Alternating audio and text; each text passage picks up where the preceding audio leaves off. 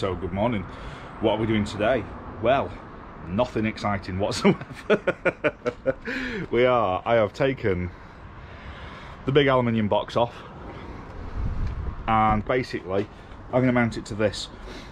What I need to do, it sits on the chassis rails lovely. The only downside is when you open the door it just fouls the rock slider ever so slightly. So what I'm going to do as well, because I don't want to use mega long bolts to go through the chassis, what I'm going to do is I'm going to put some smaller 20x20 box section that just lifts the box up ever so slightly, and then it's also 20mm, so I can put a standard bolt through with a big washer on, that kind of thing.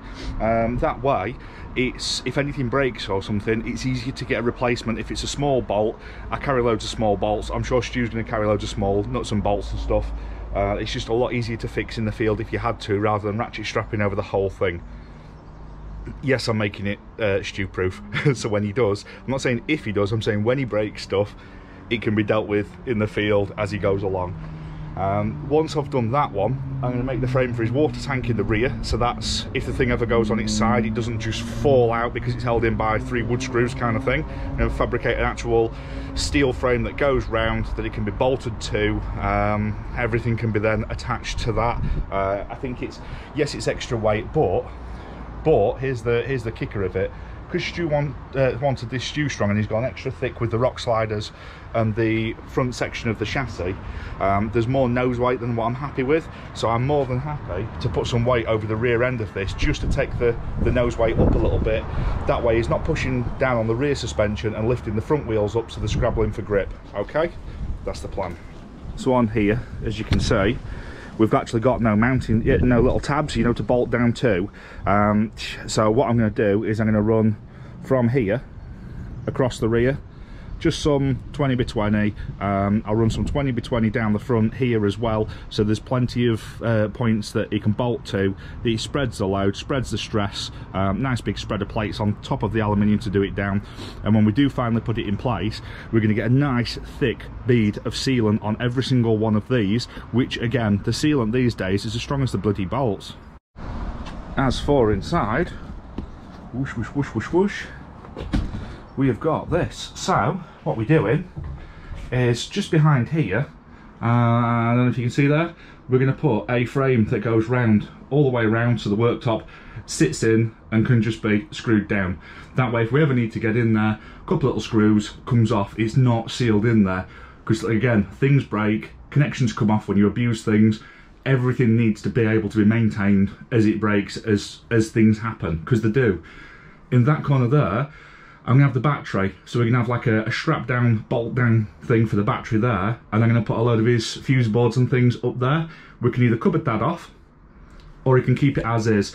It's a bit up in the air at the minute, because originally the plan was there'd be a worktop along there, then from there there'd be space for 4 wolf boxes, a couple of odds and ends, and then that bit would be kind of blanked off. And on this side there'd be a couple of cupboards, his media unit, CCTV, things like that, and the rest of it would have been bed. What I would have liked to have done is a double mattress, so he can always have his mattress down there, or he can lift a section off for his boots, his doggies, things like that, if he wants to, or just have the full thing as one massive bed. I'm not sure what he's doing now. He's on about having a seating section that rock and rolls out, but problem is this trailer was designed to do it the first way that I mentioned, so there's no actual height to sit up, so I don't know what he's going to do there. But what we'll do, we'll get a bit further with that. Right, so where we're at now is we've made a bar there, 3 tabs on the front.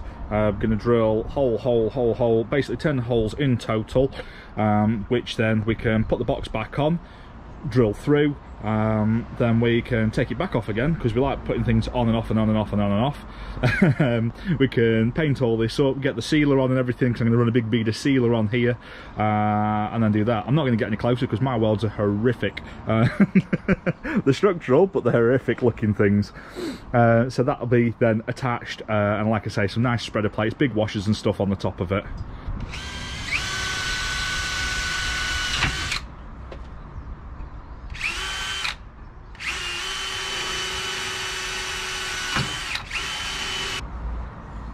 Put a pilot hole through the minute.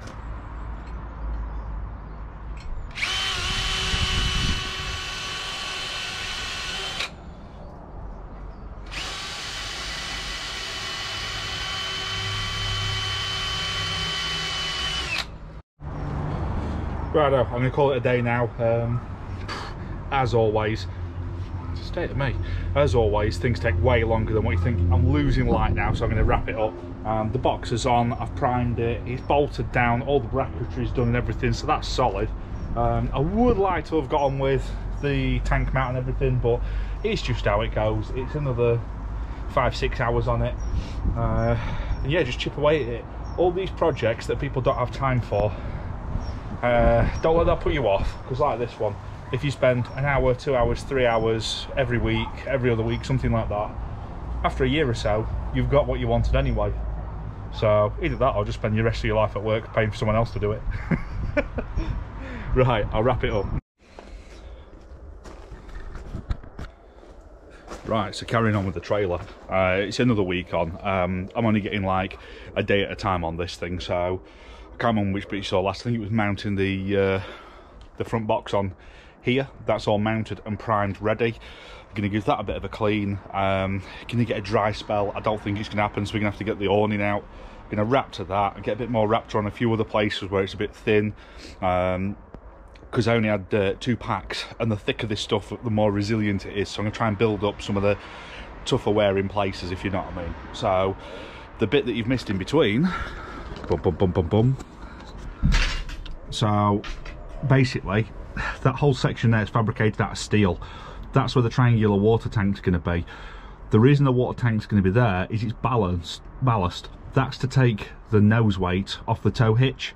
Okay, so because Stu went heavy on the front end with the chassis and the rock sliders, makes the nose heavier, so that counterbalances. Okay, the electrics are now going at the rear because of this also. So as you can see, everything now is Veltrimmed, and it's warm in here, so you could quite easily just chuck a roll mat, something down, you can even get a fishing bed in here and stop in it. So my next task now is to start doing some electrics. So we've got a mount there, it's got a proper bolt down thing. Let's bring you around.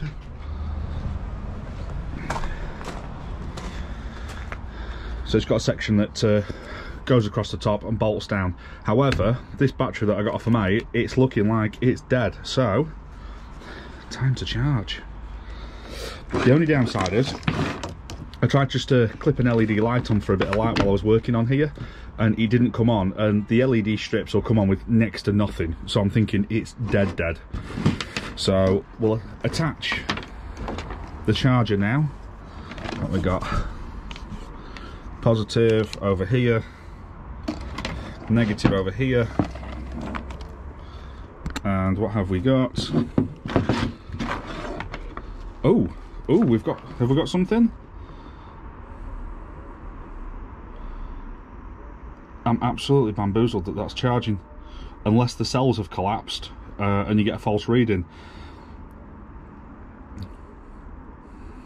Or I could have just damaged my LEDs, there's that as well. So we're going to get this on charge now, get this fully operational, because it's winter. By the time I get home from work, it's pitch black. So what we're doing, that corner there, obviously the box on the front goes to about that. We're going to have a little tiny circle there, which is going to be the diesel night heater in, so it's going to blow in from there, and then we're going to, a little bit higher up, we're going to have an in, we're going to have a piece of trunking up here, across here, and then down. Not the most aesthetic thing in the world, but the option is either that or go underneath. Underneath on an off-road trailer screams problems. Plus, if you have the one piece of trunking along there, you've also got an access point at any point for lights, charging points, what have you, okay? That's why we're doing it. So then what we'll do is, there'll obviously be 12 volts going from there and then through, which will go on to 2 posts that I've got, which is then the power for the front. There'll be 240 in the front, and on them posts, obviously, we can then charge back this way. So it's kind of a two-way street. It'll make more sense when it's in, but that's where we're at with it. This here now, it's showing 6 volts and full, which that's not a correct reading. That definitely isn't a correct reading. Yeah, it's now saying that there's no battery on. So what this looks like is these cells have collapsed. The only thing we can do from here is we can look at putting another battery on as well as another 12-volt battery, and effectively you piggyback and you force enough charge in that this unit reads 12 volts and pushes more ampage in, which brings the thing up, which that's not ideal, but it's a way forward. But either way, we're gonna have to get him another battery because that's no good. Right, so as I said, this is, looks like this is totally flat, possibly collapsed, but we can give it one last try at a full day's charging and see if it does take it on board. Downside is, smart charger, it needs to find voltage to work. So what we're doing, totally redneck, we've got another 12-volt battery that we know is fully charged. We're then gonna put the jump leads on here, which then puts voltage on here. Not ampage, voltage, because this is what this picks up. So as you can see on here now, we've got 14.4, right? That's because this is now picked up the 12 volts here, so it can see a battery, because before it was at 4 volts, automatically switched it to 6 volts and then said it was dead. What we've got now here is it's picked up the 12 volts and started hammering 12 volts in. This is what's giving it the ampage, okay? This is the, I mean, this is only 4 amp, and this is, what we at, does it even say? Looking at the size of it, 100 amp-ish. So, as you can imagine, there's going to be 48 hours to charge this up fully. But the biggest thing for me is if I can leave this on till I go to bed tonight, turn it off, do it again tomorrow night, and see if it actually holds any ampage. I can get my ampage tester on it and see how much this holds, and go from there. But yeah, if you ever get stuck with these and they don't want to start charging, you've got to give it a sacrificial bit of power, okay? And that'll turn that on. We'll give this an hour or two to put some in, then there should be enough voltage in there, not ampage, for it to register itself, and we can take this off. We'll give that its own little charge on its own, because obviously that's going to be sucking power out that tiny thing into there as well. Another thing while we're looking at this, these leads are purely to go from the front of the trailer to the rear of the trailer. Why are we using these? Cheap jump leads, right? These are 10-15 pounds. They look huge, they're not inside. You look at the core thickness of it and it's not overly impressive. It's probably around 10 mil, something like that, 8 mil. But to get 6 meters of red and 6 meters of black in 10 mil internal diameter thickness, it's going to cost you more than 15 quid. So if you can put it with the extra size of all this sheathing, which to me it's just protection, it's cheap cable to go from front to back, and it's color coded, which is nice. You can see where we're going with the electrical, so just need wheels and tyres now. So they're going to sit further out and bigger, obviously. The wheel arches are made to take the bigger wheels, and that'll match his Discovery. So not only will he have 3 wheels on here, he'll have 5 wheels on the vehicle. So in total, he's got 2 spares, effectively. So if he runs through a puddle and gets 2 tyres taken out, something like that, he's got plenty of spares. Worst case, he can sacrifice the trailer, take all the gear off of that, and keep the vehicle running. So it's one of them things where it just amplifies what you've got, doesn't it? The next thing, we need to start looking at some sort of rack system and awning for on here. That then gives us the dry space, and it's just fit it out now. It's a comfortable place to be. It tows behind, so now it's all the nice bits that make this a livable thing to live out of off-grid, doesn't it? So yeah, obviously heater gives you the heat for winter. You've got the electrical system which gives you your lighting, your phone charging, things like that. And eventually, hopefully, he decides what he's doing with the cupboards, because I've designed this as a teardrop originally, which would then mean that where the back is there, that would get boarded off, it'd come back and then up as a wall. You'd have then space for your electrical on that side, your water and your water heater on that side, and you'd have room for 4 wolf boxes of storage and have a worktop to work off of. On this side of that, you'd then have a row of cupboards with a multimedia system, cupboards for your clothes, things like that, and bags and bags and bags of room to sit here comfortably with all your stuff in front of you. Then when you go to sleep, your legs would then go underneath. It's not from that height, it's actually from about there. So as you can see, that's a fair old bit of space. During the daytime, you can put all your bedding underneath there and then just sit comfortably on a seat here with possibly a move out backrest, what have you. Not sure what Stu's on about. He's thinking of a rock and roll bed, but unfortunately there's a rock and roll bed to take you to that height, and as you can see, you couldn't sit on there and then have that room there. The only other option that you would have is if you had some sort of doubled up seating there, like if you lift the mattress from here onto there to lift you up probably 8-10 inches, sit on there, and then you've got a wipe down area there. I don't know, but then that would mean you'd have to have all the cupboards on this side, which then makes the weight on this side and not on that side. It throws everything out of balance, so I'm not sure where he's going with this. I don't know. My main thing is, though, get the water tank in there, get the hot water system there, battery there, fuse board there, lighting across the top there, lighting across the top there, switches here for inside and out, and then the heater and lighting in here. I'm thinking about putting a light on the front of here as well that you can just flick on. That way, if you're ever attaching to a vehicle, dicking about the rear of your vehicle, you've got another source of light, which, who doesn't want sources of light? I think it's the way forward, but hey. As for my vehicle, because you haven't seen it much, I've not been driving around in it because although the brakes are okay, I'm not happy with them because, like, as I've said, the local garage has done a shit job of fixing it, and they've put Brit Part 1 on one side, kept the AP one on the other side, even though they'd told me that they'd replaced both of them for good quality ones, and they've put the wrong size pads in as well, so they've worn around the discs. Which at this rate I'm gonna have to have a run through of all the stuff that I've paid good money for that's come back bad. As you're aware, I bought an engine about a year ago. That's going to go in. Reason for all this getting done at once is the bulkhead's rotten. I've patched it, I've put on and put on and put on, but as you can imagine, changing the bulkhead on something like this isn't going to be easy because you don't just take the windscreen off or whatever you and get to it that way. So what I'm thinking is it's going to be wings, bonnet off, engine off, undo all the bulkhead and bring it out. I've got a few wiring issues anyway, so I'm going to look at getting new fuse board, because I've got the old glass fuses, you know, the really horrible ones. Everything new I've actually wired off of a new, you know, the universal boat type ones, so that's what's running all that, but the original old stuff's giving me drama. So it's 33-year-old Land Rover wiring, so it's due for a change, so we're going to look at getting a new one. The only one that I can find at the minute that looks reasonable is the Autospark one. If anybody knows of a supplier that does new looms, or even if it's a very, very good condition 300 TDI loom, I'd look at that, because I'm going to have the 300 engine in it. I'm going to get a 300 bulkhead and a 300 wiring loom rather than the old V8 one, and from there it'll have new bulkhead, new electrics, which sorts out a lot of issues.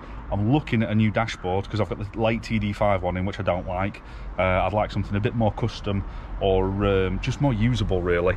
I like the Raptor engineering stuff, but you can't fit it on the late TD5. And while all that's getting done, I can get the other axles on that I've had for years that I've wanted on. So it's drastic, but I suppose it's this time of year that's best to do it.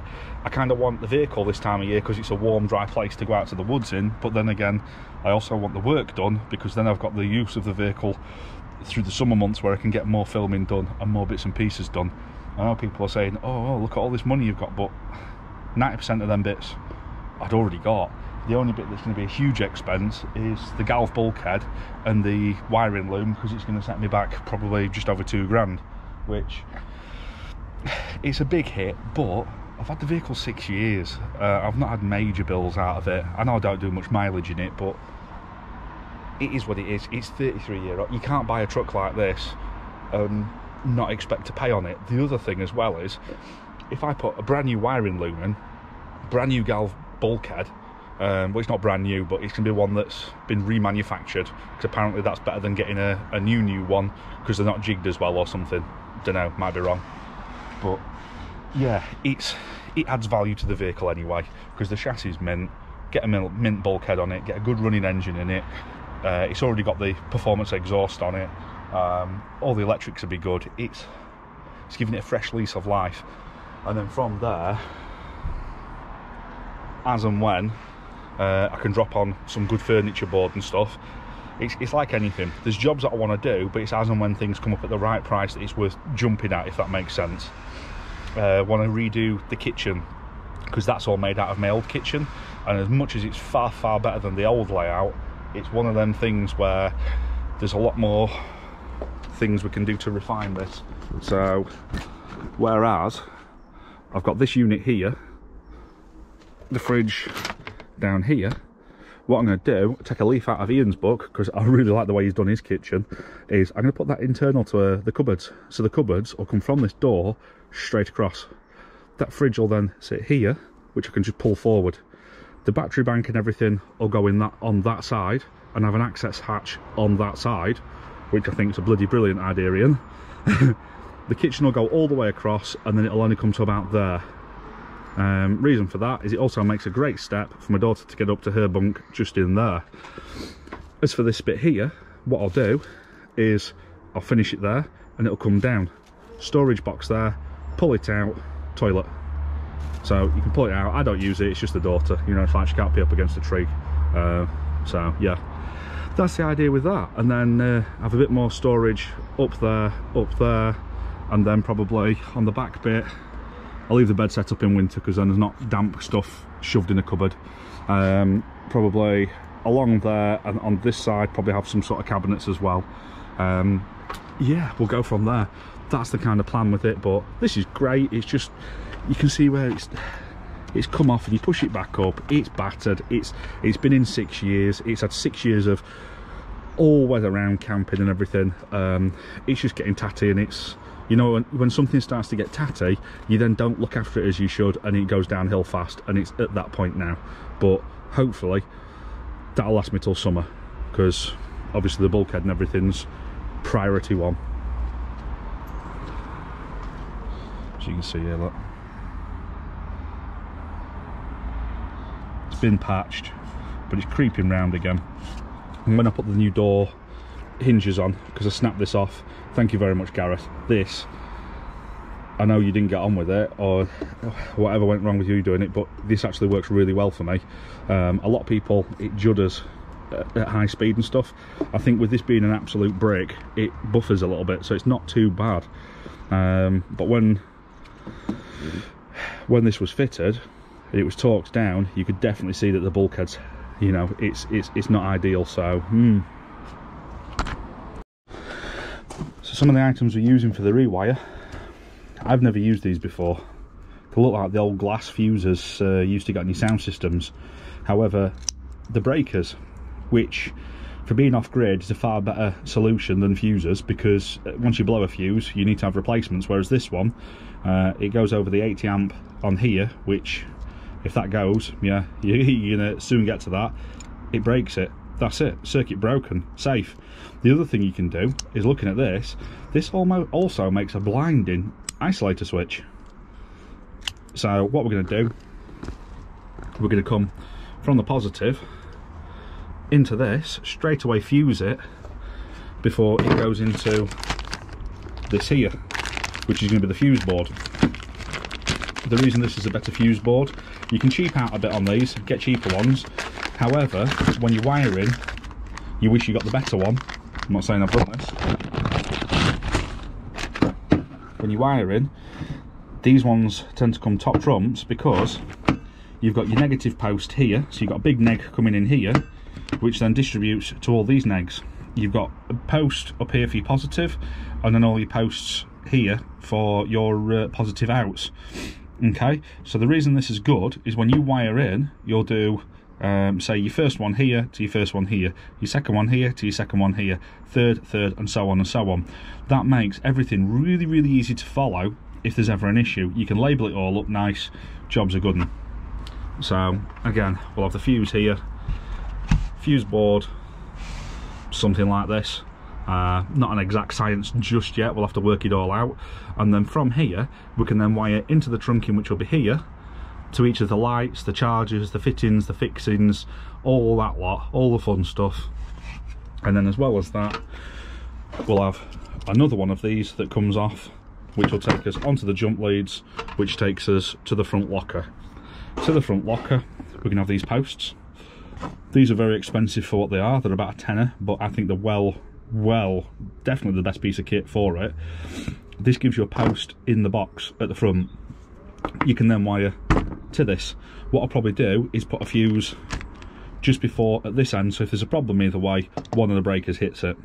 Maybe over the top, but I'd rather it was cut off before than after, if that makes sense. So you have these in here, and from here we can either have another little fuse board, a smaller version of this for the stuff in the front, or we can just have individual fuses for them on the switches, what have you. Main reason I want these at the front, it gives us a point to jump start at the back of the battery, it gives us a point to jump start at the front. Everything then can be wired front or rear depending on where it comes on. There's nothing better than just being able to get some crocodile clips or something, or wrap a bit of wire around for a temporary bit of electric, very temporary. But it gives you options, doesn't it? You know, if you've got something that's easy bolt down, because we all know how easy it is to bolt to a battery, but these give you that option as well. So yeah, there we go. Things like the diesel night heater as well, they can bolt straight to this, and it's got its own big inline fuse. Options, and that's the main thing out there. Again, there's going to be a big fridge in the front, nice big posts to wire back to. So there we go, it's late o'clock. If I take this off, it's showing 12.1, so it's still showing empty at 12.1, but that's better than the few volts it had in it. So there's half a chance that this might come back. So we're going to leave this on for a couple of days, get it all charged up, and see where we go from there. But hopefully someone's learned something with these smart chargers and the little hack that you've got there, just to kind of bump start these going, because otherwise I think a lot of people would have written that off as just totally dead and unusable. And like I say, you fool this into thinking that there is 12 volts there, and it does something.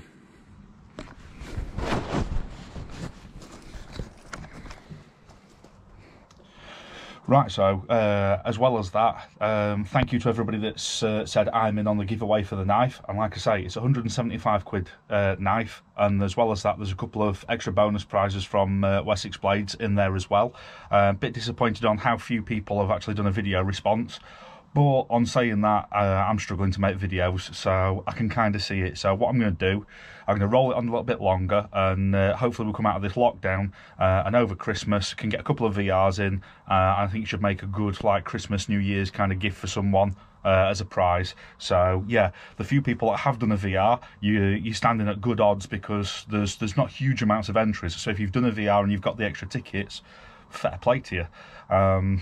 Yeah, more waffling on as always, and I'm going to make a conscious effort now, even if I don't use the Land Rover, to get out, sling a bag on my back, and do a bit. So yeah, I want to make I'm sick of doing update videos and showing you how I'm building stuff. I know people like to see the truck or the trailer or the landy getting built and stuff, and a lot of people are into them kind of things, but I quite enjoy filming stuff well and editing it. So yeah, there's a couple of trucks that I want to have a look at, and there's a couple of like bushcrafty kind of cookie kind of videos that I want to get out there. If anyone's got any suggestions, I've got a few days off over Christmas, so let us know below what you want to see. Don't give it more of the same, because it doesn't give me a clue. So yeah, thanks for coming along. Give us a thumbs up, a comment, and if you haven't already subscribed, subscribe below. Thanks.